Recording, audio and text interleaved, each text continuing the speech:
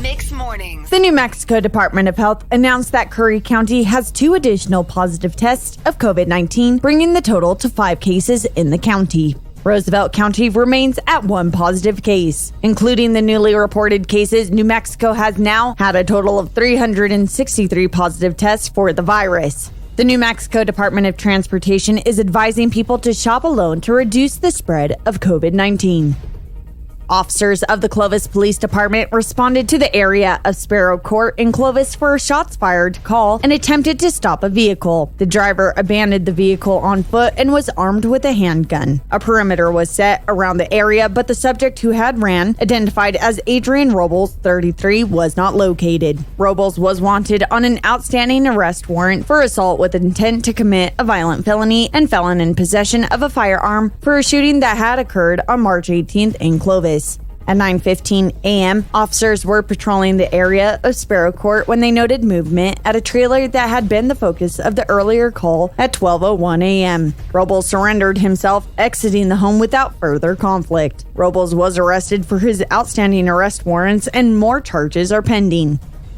9th Judicial District Attorney Andrea Reeb announced that Dino Paul Lucero, 36 of Clovis, was sentenced to 32 years in the New Mexico Department of Corrections after entering a guilty plea to multiple counts of criminal sexual penetration for a sexual offense against a child. Lucero had previously been convicted of criminal sexual penetration in 2011 but had been released after serving a 7-year sentence. Lucero has been in custody since the time of his arrest on July 19, 2019, and will now be transferred to the Department of Corrections to begin serving his sentence. Lucero's sentence is a serious violent offense, which means that he must complete at least 85%. He will also be required to register as a sex offender for the remainder of his life.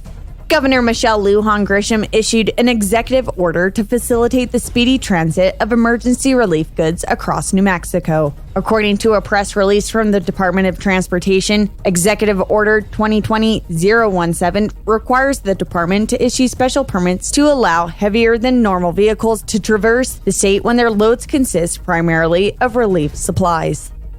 Xcel Energy has learned of incidents in Texas of phone scammers impersonating Xcel Energy agents threatening service disconnections if past due bills are not paid. These scam attempts followed a familiar pattern of scams that have cropped up over the past several years, both in Texas and New Mexico. Xcel Energy customers in either state should be familiar with the scammers' tactics and avoid providing any personal or financial information over the phone. The company has temporarily suspended disconnection for residential customers who are behind on their bills and is working with business customers to set up payment arrangements to prevent disconnections. If customers receive calls demanding payment under threat of imminent loss of service, they should hang up and contact Xcel Energy to verify their account status.